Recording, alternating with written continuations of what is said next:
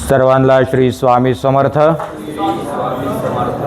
स्वामी महाराजांची प्रार्थना करूंगी. या गुरुर्ब्रह्मा गुरुर्विष्णू गुरुर्देवो महेश्वरा गुरुर्साक्षात् परब्रह्म तस्मै श्री गुरवे नमः. अवधूत चिंतन श्री गुरुदेव दत्त सद्गुरु श्री स्वामी समर्थ महाराज की जय. सद्गुरु शिव गोरक्षनाथ महाराज की जय. सद्गुरु श्री गुरु महाराज की जय. ओम श्री महालक्ष्मी माता की जय. हर हर महादेव. सर्वांना आदेश.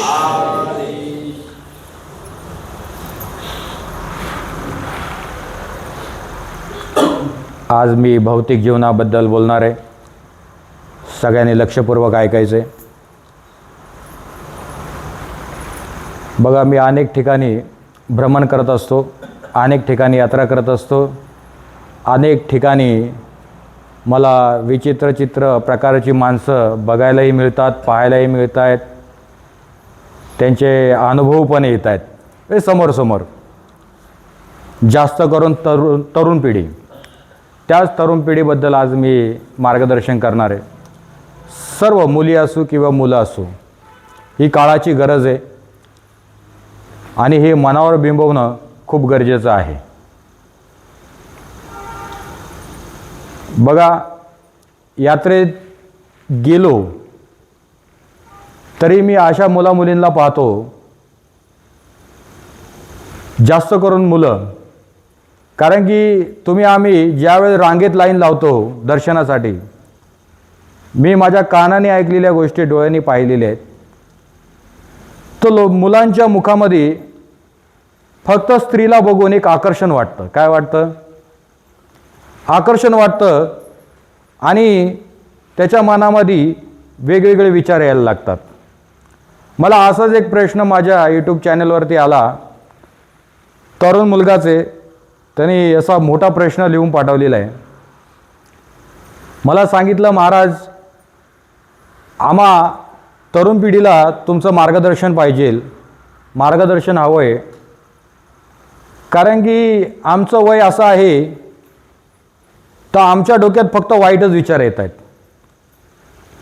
एखाद्या स्त्रीला, एखाद्या मुलीला पाहिलं तर आमचं आचरण बिघडलं जातं आणि आमच्या हातातनं वाईट कृत्य घडलं जातं आणि आम्हाला पश्चाताप व्हायच्या अगोदरच ती वेळ निघून जाते आणि त्याचं दुःखही आम्हाला वाटतं. ते दुःखही करून त्याचा काय उपयोग होत नाही, पण त्यावेळेस ती क्रिया घडून जाते. अशी काय आमची अवस्था आहे, याच्यावर तुम्ही आम्हाला मार्गदर्शन करा. ही खूप काळाची गरज आहे बरं का. तर अध्यात्म मार्गाच्या दृष्टिकोनाने पाहायला गेलं, अध्यात्म मार्गात पण या गोष्टी लिहिलेल्या आहेत. हे तुम्हाला भौतिक जीवनात काय चालतंय हे तर चालणारच आहे पुढे, पण अध्यात्म मार्गामध्ये असं सांगितलेलं आहे, परस्त्री माते समान मानली गेलेली आहे. पण आताची पिढी आपली आई आणि आपली बहीण म्हणून पाहत नाही. त्याचप्रमाणे आताच्या मुली असतील, त्यांच्याही डोक्यात त्याचप्रमाणे विचार भ्रमण करत राहतात आणि भटकत राहतात आणि मुलींची जी मनं आहेत ती पण स्थिरावर राहत नाही. त्याचप्रमाणे मुलांची पण मनं स्थिरावर राहत नाही. त्याच्यामुळे आताच्या मुलींची अवस्था इतकी बेकार झालेली आहे. त्याच्यामुळे गावोगावी अत्याचार वाढत चाललेले आहेत. तुम्ही पाहताय, ऐकायला मिळतंय, चॅनेलवर चाललेल्या आहेत गोष्टी. तर मग अशा प्रकारे मार्गदर्शन करावं. बघा, ज्या वेळेस वाईट कृत्य तुमच्या हातातनं घडतं त्यावेळेस ते पाप मानलं गेलेलं आहे, त्याला नरकाचं द्वार मानलं गेलेलं आहे. हे आपल्या भक्तिमार्गानुसार मी तुम्हाला सांगतोय. मी ज्या काही घटना वाचल्यात ते तुम्हाला मी सांगतोय. तर तरुण पिढी लग्नाच्या आधीच वाईट कृत्य करून बसतात, नंतर पश्चाताप करतात.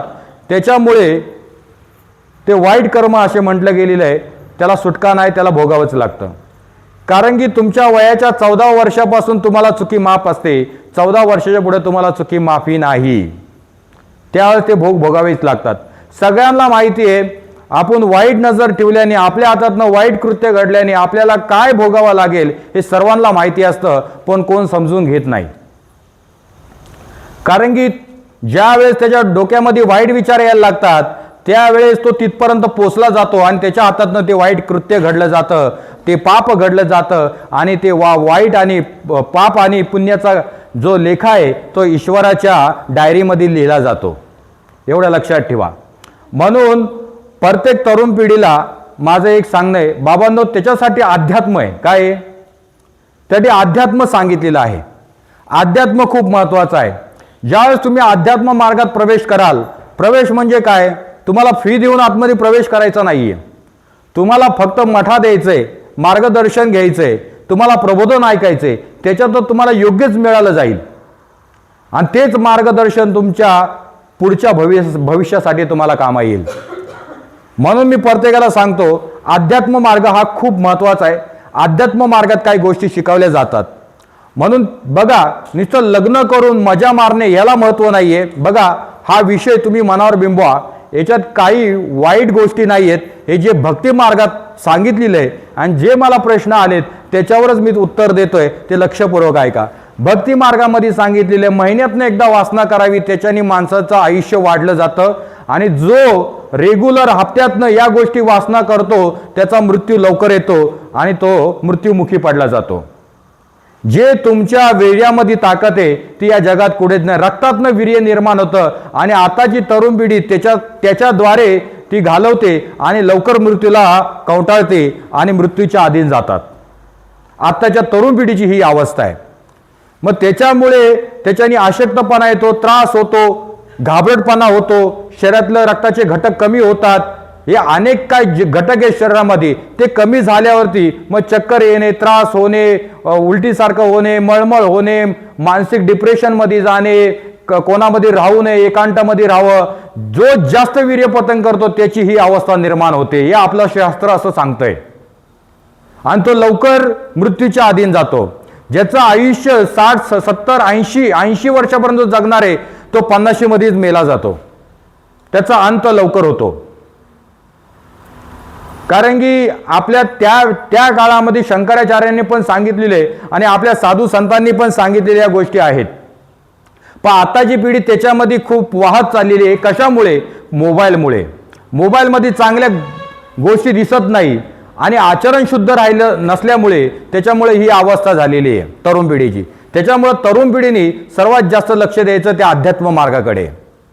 प्रत्येकाचं लग्न होणार आहे, त्याच्यामुळे सगळ्यांनी सावधान राहणं खूप गरजेचं आहे. त्याला पण एक प्रमाण असतं. नुसतं मजा मारण्यासाठी लग्न होत नाही. आता या जगात लग्न तरी राहिले कुठे? फक्त वासनेचा खेळ चालू आहे. आणि हे जे तुमचे आमचे देह आहेत हे फक्त वासनेचे देह आहेत. कशाला बोल, याला काय बोललं माहिती आहे का? वासनेचा देह म्हटलं गेलेलं. याला काय बोललं गेलेलं आहे? हा वासनेचा देह आहे. म्हणून या देहावरती ताबा आणणे त्याला फक्त अध्यात्म मार्ग असतो. आणि ते अध्यात्म मार्ग म्हणजे भगवान श्री स्वामी समर्थ नाम आणि सत्संग अटेंड करणे. आपला भक्ती मार्ग काय सांगतो? हा तुमचा आमचा देह वासनेचा आहे. हा काय परमहंस देह नाहीये. याच्यात ब्रह्म दडलेला आहे. पण जोपर्यंत ज्यांनी गुरु नाही केला त्याचा जन्म वाया गेला. जोपर्यंत तुम्हाला गुरुप्राप्ती होत नाही तोपर्यंत देहाचं महत्व तुम्हाला कळणार नाही.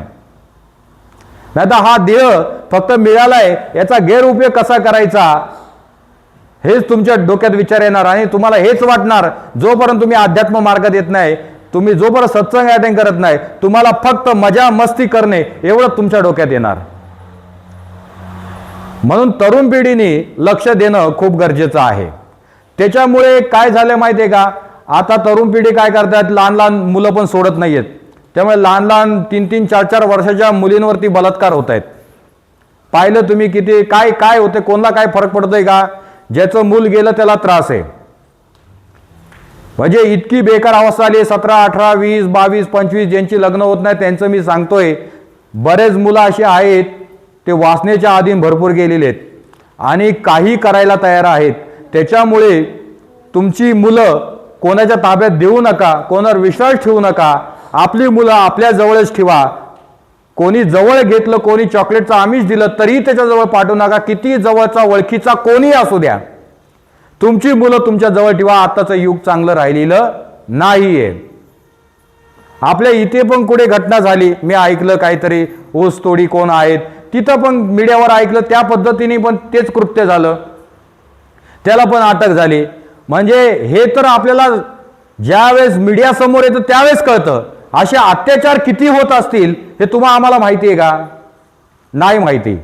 अशा घटना किती घडतात, हजारोंनी घटना घडत असतील, लाखोंनी घटना घडत असतील, पण काही लोक घाबरून सांगत नाहीत, काही लोक लाजकाज सांगत नाहीत, काही लोक ज्यांचा आई वडिलांवर विश्वास आहे, आई वडिलांचा मुलांवर विश्वास आहे, तीच मुलं आई वडिलांना सांगतात, तर ते भांड ओपन होतं, अन्यथा होत नाही. आलं लक्षामध्ये? म्हणून आता या युगामध्ये फक्त या कलियुगात वासना हेच चालणार आहे. मग त्या कलियुगाला मात करण्यासाठी तुम्हाला एकच चरण आहे, म्हणजे कोण? भगवान श्री स्वामी समर्थ महाराज. म्हणून तरुण पिढीकडे लक्ष खूप देणं आहे. एका मुलाने मला प्रश्न केला, महाराज माझं एका मुली संगती अफेअर चालू आहे. मला मी काय करू? मी काय वधूवर केंद्र खोलून ठेवले का तुमची लपडी लुपडीच निस्तरायला बसलो इथे? म्हणलं या गोष्टी माझ्याकडे आणायच्या नाही. बोले मी याला प्राधान्य देत नाही. तुम्ही केलं तुम्ही निस्तरा, नाही तर तिकडे जाऊन धरणात जाऊन उड्या मारा, पाण्यात पोत बसा, मला काही घेणं देणं नाही. बोलतो महाराज या कलियुगामध्ये हेच चालतं, मीच एकटा नाही. मला तो स्वतःहून असाही बोलतोय, महाराज मी एकटा नाही, आता फक्त हेच चालतंय, आता फक्त हेच चालतंय, फक्त प्रेम. अरे बोले प्रेम आहे का हे? तुझी अवस्था बघ, एक झापड मारलं तर पडशील खाली, अशी अवस्था झाली. म्हणलं निस्ता वासनेने भरलेले तुम्ही नालायक पोरं झालेले. म्हणलं काय तुमची अवस्था आहे? कधी सुधारणार तुम्ही? कधी तुमचं भवितव्य गाठणार? मग बोलतो महाराज माझं मन घाबरट होतंय, मला अशक्तपणा येतो, मला घरात राहूशी वाटत नाही. याच्यामुळे कारण की डोक्यात वाईट विचार आणि मग तुमच्या हातातनं वाईट कृत्य घडतं, वीर्यपतन होतं, त्याच्यामुळे तुमचं शरीर असं झालंय, एखाद्याने एक झापड मारलं तरी माणूस खाली लोळेल. असे कापतात ते चहा कापूशी, एखादा बेवडा कसा असे हात कापायला लागतात त्या पोरांचे. बघा तुम्ही, बऱ्याच मुलांचे गाळाचे कोचे बसलेत, हातापायच्या काडमोड्या झाल्यात, याच कारणास्तव. हे अध्यात्म सांगते बरं का. तुला महाराजांना एवढी कशी काय माहिती? हे मी याचं ज्ञान हे तुम्हाला का सांगतोय? हे आपलं शास्त्र सांगतंय. काय सांगतंय? हे अशा मुलांची ही अवस्था होते. काय होते? म्हणून मी प्रत्येक ग्रंथांचा अभ्यास करत राहतो. कशामुळे काय घडतं बघा. आपल्या ऋषीमुनींनी किती छान लिहून ठेवले आपल्यासाठी. स्त्रीनी कसं वागावं, पुरुषांनी कसं वागावं, कुठपर्यंत प्रमाण आहे तुम्हाला वागण्याचं, हे पण लिहून ठेवलेलं आहे त्याच्यामध्ये. पण माणसाने अतिरेक केला त्याच्यामुळे, आणि मग मुलांची अशी अवस्था झाली तर मुलांना अक्षरशः बोलतात ना, बोलता पण धड येत नाही, डोळे पांढरे झाले. म्हणजे याच्या शरीरातलं रक्तबिक्त कमी झालं काय? म्हणलं अरे म्हणलं लग्न कर जाऊन. म्हणलं कशाला एवढं तरी टेन्शन घेतो? नाही तिचे आईबाप नाही बोलतच नाही लग्न कर म्हणून. मग मुंजा म्हणून राहा, सोड गावाला एक वळू.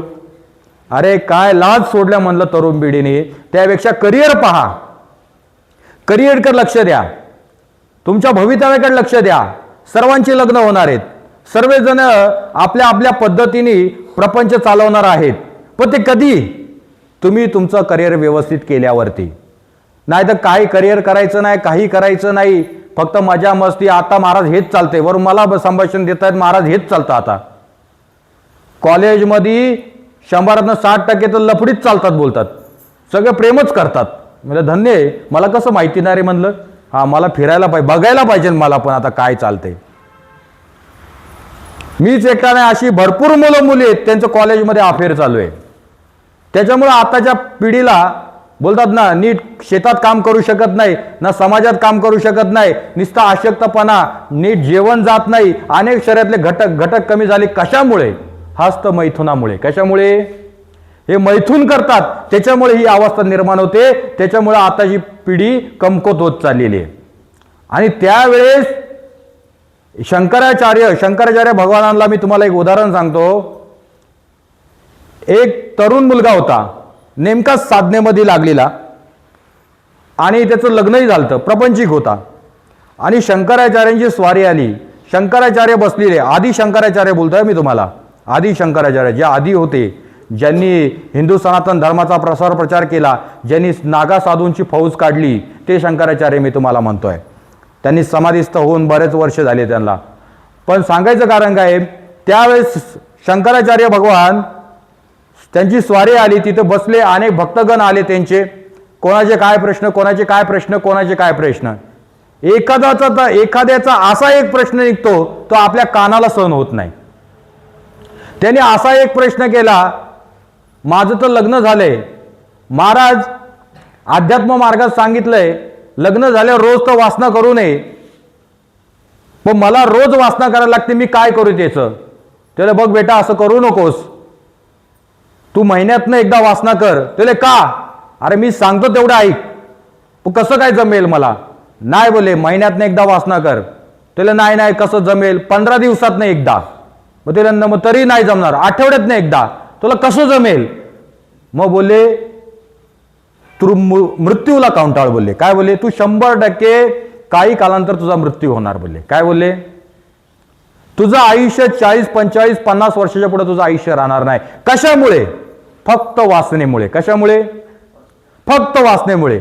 कारण की रक्ताद्वारे वीर्य निर्माण होतं. आणि बघा एक रक्ताचा थेंब निर्माण होण्यासाठी किती दिवस लागतात आपल्याला.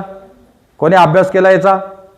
बरंच खावं लागतं, पोटभर अन्न खावं लागतात, बराच एक आठवड्यातनं काय किती दिवसातनं एक रक्ताचा थेंब आपल्या शरीरात निर्माण होतो. त्या रक्ताला पिळवून ते वीर्य निर्माण होतं आणि त्याच्यातनं संतान प्राप्ती होते. आपल्याला संतान प्राप्तीसाठी हे कृत्य करावं, वासनेसाठी हे कृत्य करू नये, अन्यथा ते पाप मानलं गेलेलं आहे. हे शास्त्र असं सांगतंय. आणि त्याच्यात हस्तमैथून तुम्ही कराल, त्या वीर्यातनं बोलतात ना गर्भपतन होतं. जसं एखाद्या स्त्रीला गर्भ नकोय ती त्याचं पतन करते, त्याचप्रमाणे पुरुष पण ते पतन करतो. पुरुषाला पण तितकंच पाप लागलं जातं.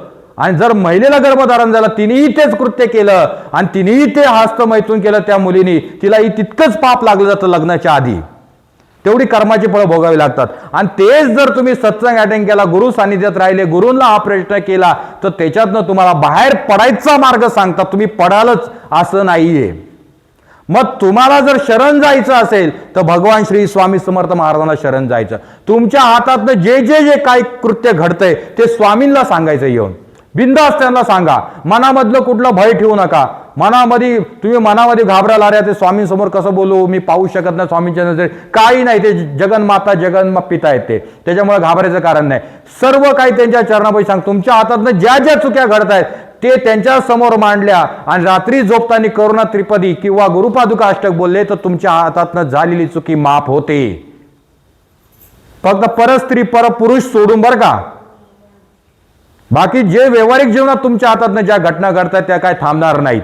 त्याच्यासाठी जे काही चुकून तुमच्या हातातनं घटना घडतायत ते महाराजांना येऊन सांगायचं. हळूहळू त्याच्यावर ताबा आणणं हे तुमचं काम आहे. कोणाचं काम आहे, हे तुम्ही आणू शकता. त्याच्याने ताकद, बळ वाढतं. काय वाढतं, आत्मशक्ती वाढते, आत्मविश्वास वाढतं, मानसिक समतोल बिघडत नाही, आत्मबल खर्चीकरण होत नाही. बोलतात ना, मग काय बोलतात, मला काम करूशी वाटत नाही, नुसतं बसून राहूशी वाटतं. अशा गोष्टी तुमच्या संगती होणार नाहीत. ते घटक कमी होतात शरीरातले, ताकद राहत नाही. तरुण पिढी मी बघतोय 17-18 वर्षाच्या पिढीची ही अवस्था आहे. आताच्या 18-20 वर्षाच्या मुलींच्या शरीरातलं रक्त कमी होते, मुलांचं रक्त कमी होते, B12, D vitamin, folic acid या गोष्टी कमी होतात. का होत आहेत, याच्या मागचं कारण शोधून काढलं का? फक्त एका गोष्टीमुळे, फक्त डोक्यात वाईट विचार होणे, तिथपर्यंत पोचणे, हातातनं जे कृत्य घडायचं ते घडणार आणि मग ती वेळ निघून गेली वासनेची, मग पश्चाताप होणार. त्याला उपयोग काय? काही उपयोग होत नाही, काही उपयोग होत नाही. हे मनावर बिंबू आम्ही जे सांगतोय हे खूप वाईट आहे, हे चांगलं नाहीये. हे फक्त लग्न करणाऱ्यांचा तो अधिकार आहे, इतरांचा अधिकार नाही. अन्यथा तुम्ही पापाचे धनी व्हाल आणि रोगियांचे धनी व्हाल. तुम्ही काय व्हाल? कितीही तुम्ही दवा पाणी केला तरी तुम्हाला बरं वाटणार नाही. ज्यावेळेस शरीरातले जे घटक मरतात, निघून जातात, त्यावेळेस शरीरात ताकद राहत नाही. एवढं लक्षात ठेवा. म्हणून मी प्रत्येक वेळेस ते सांगत आले. मला तो प्रश्न केला, महाराज याच्यावर मार्गदर्शन करा. तरुण पिढीला आम्हाला खूप याची गरज आहे आम्हाला याची. आणि मी त्याचे धन्यवाद मानतो, त्याला धन्यवाद देतो. कारण की त्याने असा हिम्मत केली प्रश्न करायचा. जो प्रश्न केला त्यांनी मनापासून केला, त्याला कुठेतरी पश्चाताप होतो या गोष्टींचा. त्याला या गोष्टीमध्ये अडकायचं नाहीये. म्हणून त्यांनी हा प्रश्न केला, महाराज याच्यावर तुम्ही गुरुवारच्या दिवशी मार्गदर्शन करा, म्हणजे आम्ही याच्या बाहेर पडू, आम्हाला कसं जगायचं हे समजेल. आमच्या हातातनं जे वाईट कृत्य घडते, आमच्या हाताचं जे हस्तमैथून घडते ते घडणार नाही, ती वीर्यपतन होणार नाही, आम्हाला जो त्रास होतोय तो होणार नाही, आम्ही डिप्रेशनमध्ये जाणार नाही, याच्यावर काहीतरी मार्गदर्शन करा. बघा त्यालाही माहिती, याच्याने डिप्रेशनमध्ये जातो माणूस. सगळं लिहून पाठवलंय, मोठी चिठ्ठी त्याने युट्यूबवर लिहून पाठवली चॅनेलवरती. मग त्याच्यावरच मी आज मार्गदर्शन करतोय. मग त्याच्यामुळे काय होतंय, ही तरुण पिढी, मग लहान मुलं जे काय, मी प्रत्येक पिढीला बोलत नाही, तरुण पिढीला, क्वचित जी अशी मुलं आहेत नालायक, ते असे वाईट कृत्य करतात, लहान मुलं पण सोडत नाहीत, इतकी बेकार अवस्था आली. म्हणून सावधान राहा. त्यासाठी अध्यात्म आहे, अध्यात्म करा. भगवान श्री स्वामी समर्थ म्हणा, ज्या ज्या वेळेस मनामध्ये असे वाईट विचार येतील त्यावेळेस घर सोडायचं असतं, बाहेर फेरफटका मारा, चालता बोलता नामस्मरण करा श्री स्वामी समर्थ, त्यावेळेस मनामध्ये असे वाईट विचार येणार नाहीत, कोणाच्या कधीच वाईट विचार येणार नाही. आले तरी ते निघून जातील, तेवढ्या पुरतं ते एक वाईट विचाराचा प्रभाव असतो तो. कारण हा कली तुमच्या बुद्धीतच बसलाय, तो जोपर्यंत ते कृत्य तुम्ही करत नाहीत तोपर्यंत तुम्हाला तो सोडत नाही. ते मन बोलतो तू कर कर, तुला आता कर नाही, तिथपर्यंत त्या वासनेत पोहोचतो आणि त्याच्या अधीन जातो आणि ते करून बसतो. आणि नंतर पश्चाताप होतो, मग डोळ्यात अश्रू येतात, माझं शरीर याच्याने थकत चाललंय, माझ्या छातीत दुखतंय, माझ्या बारगड्या दुखतायत, माझ्या बारगड्या कमकुवत झाल्यात, माझं कॅल्शियम कमी झालंय. का कमी होतं? मी तर डॉक्टर नाहीये, पण तरी मी अभ्यास करतो. का कमी होतं? या कारणास्तव देवाने याच्यासाठी हा देह दिलेला नाहीये. आणि जो साधक आहे, जो अध्यात्म मार्गात आहे, त्यांनी तर हे कृत्य करू पण नाही. त्यांनी हे कृत्य केलं तर अध्यात्म मार्गात त्याची प्रगती होत नाही, तो तिथंच खुंटून राहतो. कारण तो वासनेत अडकून जातो, पण त्या नामात त्याला अडकता येत नाही. वासनेत अडकून गेल्यामुळे तो तिथंच गोल गोल फिरतो आणि खाली आपटत राहतो. म्हणून अध्यात्म मार्गातला मुलगा असो किंवा त्याला देवाची फक्त आवड असो किंवा चालता बोलता नमस्कार करून पुढे निघून जाणारा असो, पण सगळ्यांनी एकच लक्षात ठेवायचं, मुलगा असो किंवा मुलगी असो, तुम्ही हे वाईट कृत्य करू नका, वाईट बघू नका, वाईट ऐकू नका, वाईट बोलू नका आणि वाईट कृत्य करू नका. मोबाईल कामापुरता ठेवा. मोबाईलमधून चांगलं पण शिकलं जातं, वाईट पण शिकलं जातं. लहान लहान मुलं वाईट बघतात मोबाईलमध्ये. यूट्यूब ओपन केलं तर यूट्यूबला काय काय येतं तुम्ही बघताय. आता सरस मुलं, आई वडील मुलांच्या हातात मोबाईल द्यायचा, पहा पहा काय सुंदर बाई नाचते आणि काय पुरुष नाचतोय, आणि सगळं नागडं उघडं त्याच्यात दिसलं जातं आणि मुलांच्या बुद्धीवर तोच परिणाम होतो. मग ते नाही, ते रडतात ना, अरे रडतात, दोन झापडी द्या ना, कसे थांबतात बघू दे. थोड्या वेळ त्रास करतील, थोड्या वेळ करतील, थोड्या वेळ लढतील, पण एकदा दम दिला, त्याला माहिती आहे भेटणार नाही, याच्यामुळे हाताला चटका बसला, परत ही गोष्ट घेऊन हे वाईट आहे, त्याच्यात त्याला समजून पण सांगता यायला पाहिजे, तर त्याला कळेल ना हे काय ते. मग लवकर मुलं जास्त प्रौढ व्हायला लागतात, लवकर व्हायला लागतात, आणि त्याच्यातनं लवकर त्यांना ते शिक्षण मिळायला लागतं आणि लवकर हुशार होतात त्याच्यातनं, आणि मग व्हायला पण लवकरच जातात. लहान मुलांनी लहान मुलांसारखं वागावं, मोठ्या माणसांनी मोठ्या माणसांसारखं वागावं, तरुण पिढीने तरुणासारखं वागावं. तरुण पिढीचं हे शरीर आहे, हे साधनेचं शरीर आहे. काय आहे? म्हातारपणी माळ ओढून उपयोग नाही. म्हातारपणी नाटकं चालतात. काय चालतात? नाही मी स्वामींचं नाम घेतो, ते नाटक आहे. काय? तरुण वयातच तुम्ही जे कराल तेच सत्य मानलं गेलेले अध्यात्म मार्गात. तरुण वयात जेवढं जितकं जास्तीत जास्त नाम घ्याल तेवढं चांगलं मानलं गेले. काय तरुण वयातच तुमच्याकडनं होणार आहे. बघा तरुण वयातच तुमच्याकडनं कामं होतात का नाही. आता 50 किलोची गोण उचलायची कांद्याची कोण उचलतं मला सांगा? तरुण मुलगाच उचलतो ना, का 60चा माणूस उचलेल, 70चा माणूस उचलेल? पण ते नाटक झालं. तो फक्त एक कृत्य करायचं नाटक करेल, बाबा मी उचलून बघतो होतंय का, ते नाटक झालं. तसं अध्यात्म मार्गामध्ये नाम घेण्यासाठी तरुण पण पाहिजे, साधना करण्यासाठी तरुण पण पाहिजे. म्हातारपणी याला नाटक असं म्हटलं गेलेलं आहे. देव पण त्याच्या संगती नाटक करतो. मग घे तुला काय नाम घ्यायचं, माझं काय लक्ष नाही तुझ्याकडे. पण जर आता तुम्ही तरुणपणामध्ये हे जर नाम घ्याल तर तुमच्या जीवनाचं सोनं झाल्याशिवाय राहणार नाही. आलं लक्षात मी काय म्हटलं तुम्हाला? हेच मनावर बिंबवा आणि खूप तुमच्या जीवनामध्ये चांगलं घडेल. स्वामी महाराज घडून आणतील. मी प्रत्येक वेळेस तेच सांगतो, बाबा स्वामी महाराजांचं नामस्मरण करा, स्वामींनाच धरा, स्वामींचे चरण धरून राहा, काय असेल ते सर्व त्यांच्या समोर मांडा. महाराज तुम्ही माझे मी तुमचा, असं स्वामींना प्रार्थना करा. आणि परत एकदा बोला श्री स्वामी समर्थ महाराज की जय. गुरुर् ब्रह्मा गुरुर्विष्णू गुरुर्देव महेश्वरा गुरुर् साक्षात परब्रह्म तस्मै श्री गुरवे नमः. अवधूत चिंतन श्री गुरुदेव दत्त. सद्गुरु श्री स्वामी समर्थ महाराज की जय. सद्गुरु शिवा गोरक्षनाथ महाराज की जय. सद्गुरु श्री गुरु महाराज की जय. ओम श्री महालक्ष्मी माता की जय. हर हर महादेव. सर्वांनी स्वामींचं नामस्मरण करायचे. टाळ्यांच्या गजरामध्ये मोठ्याने नाम घ्या, तरच कुठेतरी सार्थक होतं, मठात आल्यासारखं वाटतं आपल्याला. आणि स्वामींचं नाम घेतलं, सामूहिक नामस्मरण केल्याने त्याचं जे फळ असतं ते जगा वेगळं असतं. आलं लक्षामध्ये? चला सगळ्यांनी सुरुवात करायची. महाराज श्री स्वामी समर्थ जय जय. स्वामी समर्थ. सद्गुरु स्वामी समर्थ जय जय. स्वामी समर्थ. महाराज श्री स्वामी समर्थ जय जय. स्वामी समर्थ. सद्गुरु स्वामी समर्थ जय जय. स्वामी समर्थ. महाराज श्री स्वामी समर्थ जय जय. स्वामी समर्थ. सद्गुरु स्वामी समर्थ जय जय. स्वामी समर्थ. महाराज श्री स्वामी समर्थ जय जय. स्वामी समर्थ. सद्गुरु स्वामी समर्थ जय जय. स्वामी समर्थ. महाराज श्री स्वामी समर्थ जय जय. स्वामी समर्थ. सद्गुरु स्वामी समर्थ जय जय. समर्थ. महाराज श्री स्वामी समर्थ जय जय. स्वामी समर्थ. सद्गुरु स्वामी समर्थ जय जय. स्वामी समर्थ. महाराज श्री स्वामी समर्थ जय जय. स्वामी समर्थ. सद्गुरु स्वामी समर्थ जय जय. स्वामी समर्थ.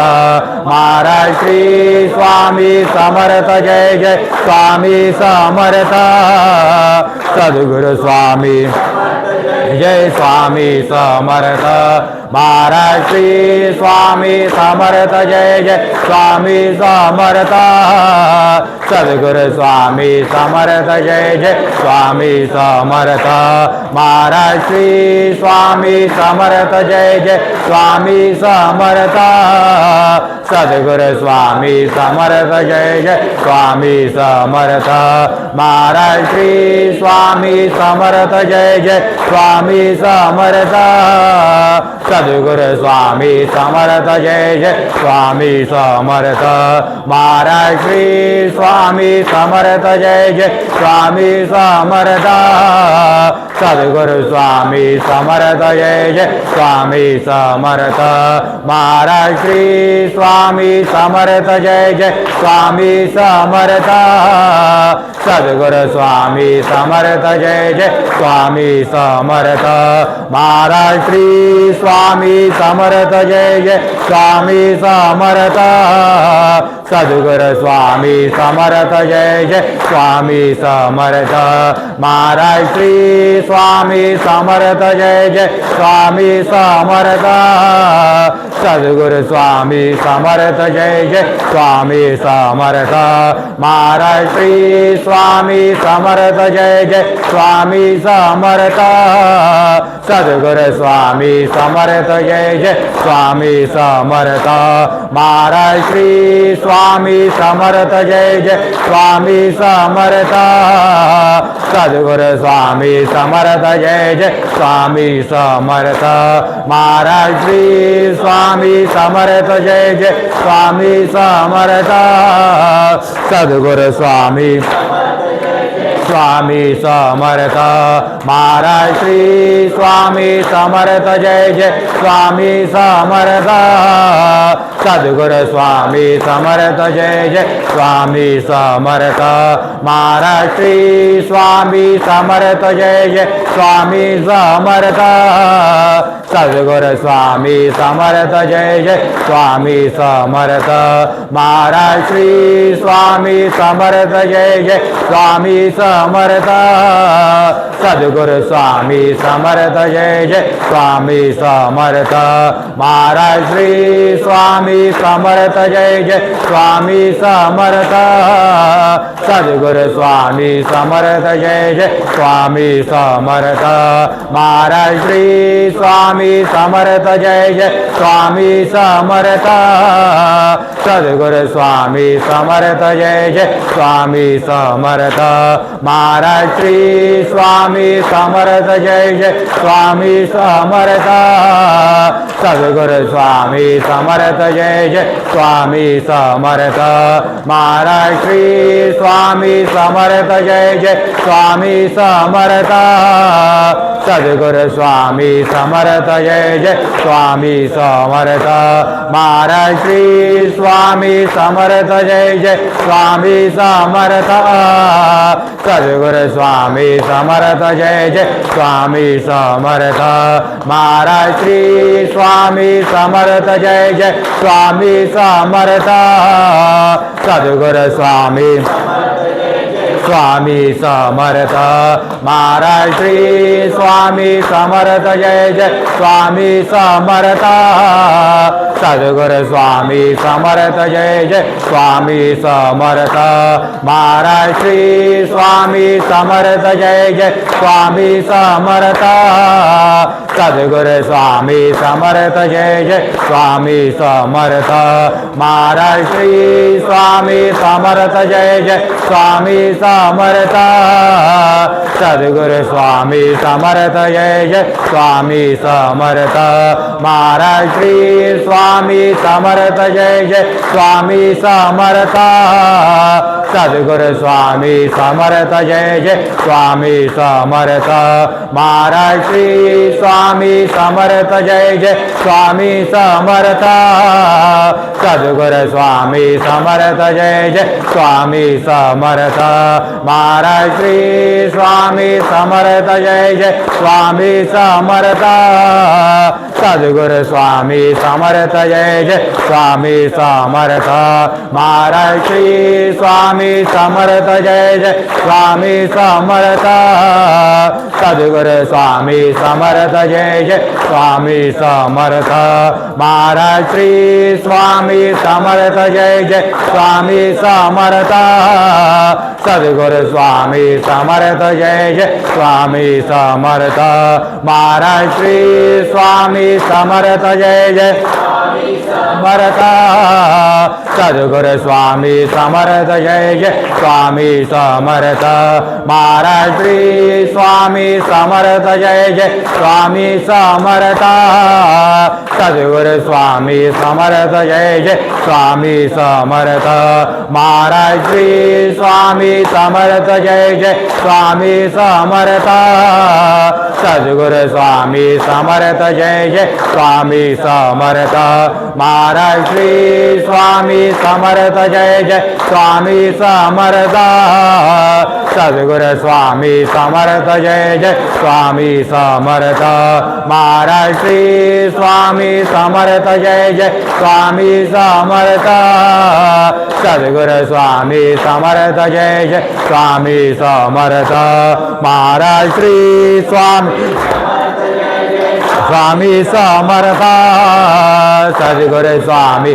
समर्थ जय जय स्वामी समर्थ महाराज श्री स्वामी समर्थ जय जय स्वामी समर्थ सद्गुरु स्वामी समर्थ जय जय स्वामी समर्थ महाराज श्री स्वामी समर्थ जय जय स्वामी समर्थ सद्गुरु स्वामी समर्थ जय जय स्वामी समर्थ महाराज श्री स्वामी समर्थ जय जय स्वामी समर्थ सद्गुरु स्वामी स्वामी समर्थ महाराज श्री स्वामी समर्थ जय जय स्वामी समर्थ सद्गुरु स्वामी समर्थ जय जय स्वामी समर्थ महाराज श्री स्वामी समर्थ जय जय स्वामी समर्थ सद्गुरु स्वामी समर्थ जय जय स्वामी समर्थ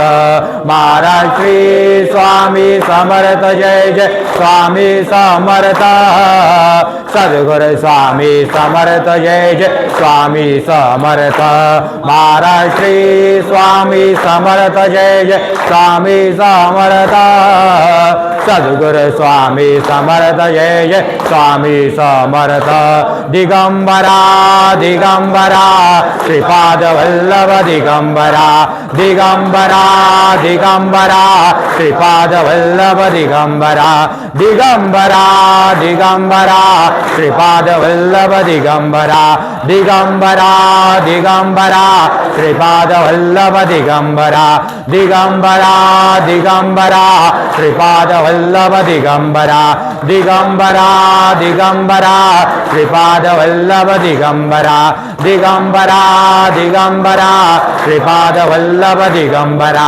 दिगंबरा दिगंबरा श्रीपाद वल्लभ दिगंबरा दिगंबरा दिगंबरा श्रीपाद वल्लभ दिगंबरा दिगंबरा दिगंबरा वल्लभ दिगंबरा दिगंबरा दिगंबरा श्रीपाद वल्लभ दिगंबरा दिगंबरा दिगंबरा श्रीपाद वल्लभ दिगंबरा दिगंबरा दिगंबरा श्रीपाद वल्लभ दिगंबरा दिगंबरा दिगंबरा श्रीपाद वल्लभ दिगंबरा दिगंबरा दिगंबरा श्रीपाद वल्लभ दिगंबरा दिगंबरा दिगंबरा श्रीपाद वल्लभ दिगंबरा दिगंबरा दिगंबरा श्रीपाद वल्लभ दिगंबरा दिगंबरा दिगंबरा श्रीपाद वल्लभ दिगंबरा दिगंबरा दिगंबरा श्रीपाद वल्लभ दिगंबरा दिगंबरा दिगंबरा श्रीपाद वल्लभ दिगंबरा दिगंबरा दिगंबरा श्रीपाद वल्लभ दिगंबरा दिगंबरा दिगंबरा श्रीपाद वल्लभ दिगंबरा दिगंबरा दिगंबरा श्रीपाद वल्लभ दिगंबरा दिगंबरा दिगंबरा श्रीपाद वल्लभ दिगंबरा दिगंबरा दिगंबरा श्रीपाद वल्लभ दिगंबरा दिगंबरा दिगंबरा श्रीपाद वल्लभ दिगंबरा दिगंबरा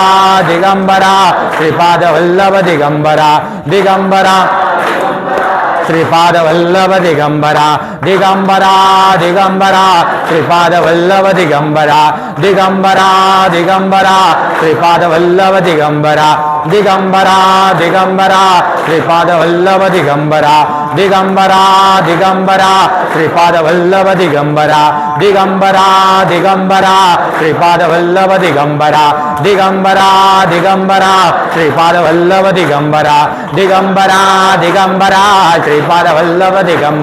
श्रीपाद वल्लभ दिगंबरा दिगंबरा दिगंबरा श्रीपाद वल्लभ दिगंबरा दिगंबरा दिगंबरा श्रीपाद वल्लभ दिगंबरा दिगंबरा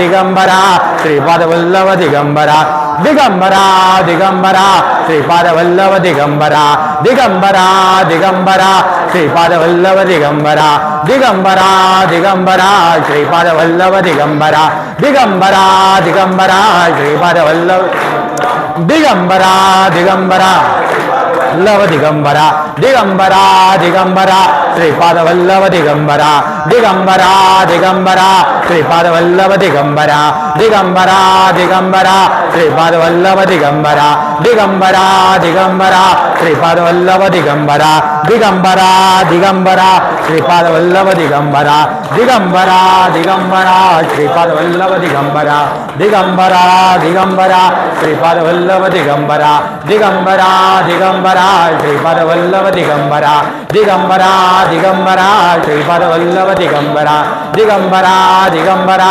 श्रीपादवल्लभ दिगंबरा शिव गोरक्ष जय गोरक्ष जय गोरक्ष जय गोरक्ष शिव गोरक्ष जय गोरक्ष जय गोरक्ष जय गोरक्ष शिव गोरक्ष जय गोरक्ष जय गोरक्ष जय गोरक्ष शिव गोरक्ष जय गोरक्ष जय गोरक्ष जय गोरक्ष शिव गोरक्ष जय गोरक्ष जय गोरक्ष जय गोरक्ष शिव गोरक्ष जय गोरक्ष जय गोरक्ष जय गोरक्ष शिव गोरक्ष गोरक्ष जय गोरक्ष जय गोरक्ष शिव गोरक्ष जय गोरक्ष जय गोरक्ष जय गोरक्ष शिव गोरक्ष जय गोरक्ष जय गोरक्ष जय गोरक्ष शिव गोरक्ष जय गोरक्ष जय गोरक्ष जय गोरक्ष शिव गोरक्ष जय गोरक्ष जय गोरक्ष जय गोरक्ष शिव गोरक्ष जय गोरक्ष जय गोरक्ष जय गोरक्ष शिव गोरक्ष जय गोरक्ष जय गोरक्ष जय गोरक्ष शिव गोरक्ष जय गोरक्ष जय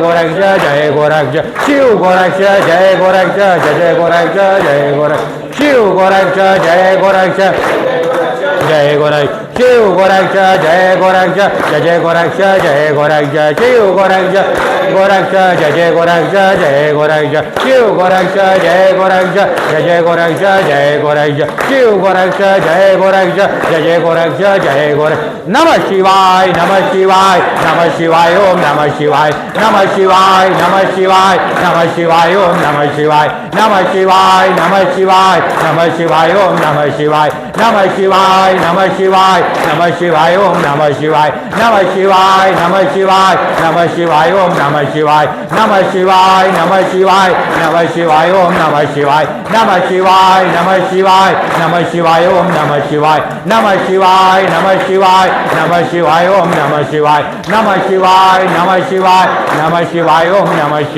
नमः शिवाय नमः शिवाय नमः शिवाय ओम नमः शिवाय नमः शिवाय नमः शिवाय नमः शिवाय ओम नमः शिवाय नमः शिवाय नमः शिवाय नमः शिवाय ओम नमः शिवाय नमः शिवाय नमः शिवाय नमः शिवाय ओम नमः शिवाय नमः शिवाय नमः शिवाय नमः शिवाय ओम नमः शिवाय नमः शिवाय नमः शिवाय नमः शिवाय ओम नमः शिवाय नमः शिवाय नमः शिवाय नमः शिवाय ओम नमः शिवाय अवधूत चिंतन श्री गुरुदेव दत्त सद्गुरु श्री स्वामी समर्थ महाराज की जय सद्गुरु शिवा गोरक्षनाथ महाराज की जय सद्गुरु श्री गुरु महाराज की जय ओम श्री महालक्ष्मी माता की जय हर हर महादेव सर्वांना आदेश